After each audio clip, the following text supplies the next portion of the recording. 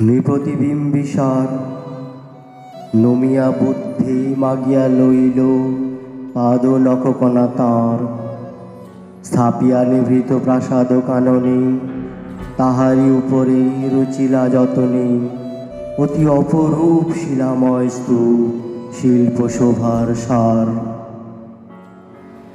সন্ধ্যাবেলায় শুচিবাস করি রাজবধূ রাজবালা, আসিতেন ফুল সাজায় ডালায়, স্তূপ পদমূলে সোনার থালায়।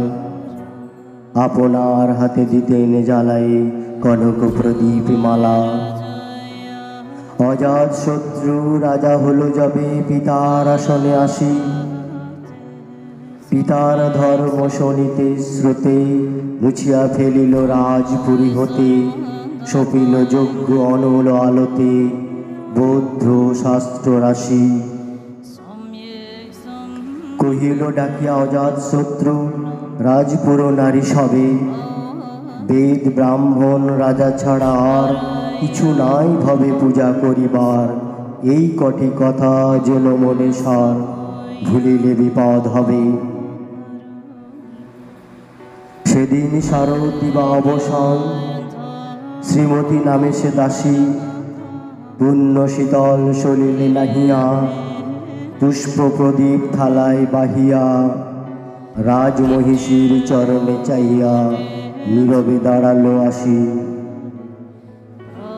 শিহরি সভয়ে মহিষী কহিলা, এ কথা কি মনে নাহি, অজাত শত্রু করেছে রটনা, স্তূপে যে করিবে অর্ঘ রচনা, শুলের ওপরে মরিবে সে জনা, অথবা নির্বাসনে।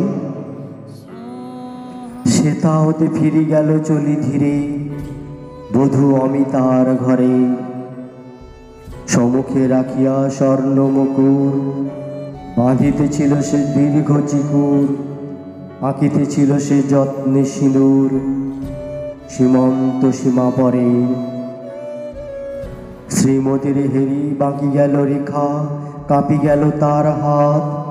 কহিল, অবোধ কি সাহস বলে এনেছিস পূজা, এখনই যা চলে, এ কথা দেখিবে ঘটিবে তাহলে বিষম বিপদ পাত। অস্তরবি রশ্মি আভায় খোলা জানালার ধারে, কুমারী শুক্লা বসি একাকিনী, পড়িতে নিরত কাব্য কাহিনী। চমকি উঠিল শুনি কিঙ্কিনী, চাহিয়া দেখিল দ্বারে। শ্রীমতীর হেরি পুঁথি রাখি ভূমে, দ্রুত পদে গেল কাছে, কহে সাবধানে তার কানে কানে, রাজার আদেশ আজি কেনা জানে, এমন করে কি মরণের পানে ছুটিয়া চলিতে আছে। দ্বার হতে ধারে ফিরিল শ্রীমতী লইয়া অর্ঘ থালি। হে পুরবাসিনী, সবে ডাকি কয়, হয়েছে প্রভুর পূজার সময়।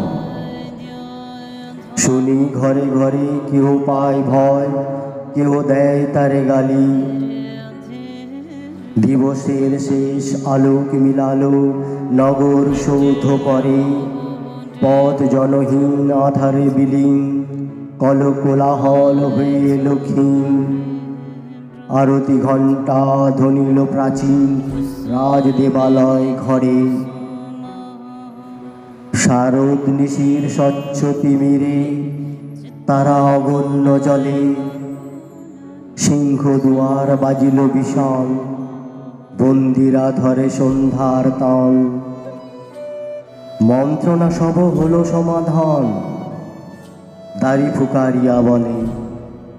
এমন সময় হেরিল চমকি প্রাসাদে প্রহরী যত, রাজার বিজন কানন মাঝারে, স্তূপ পদমূলে গহন আধারে।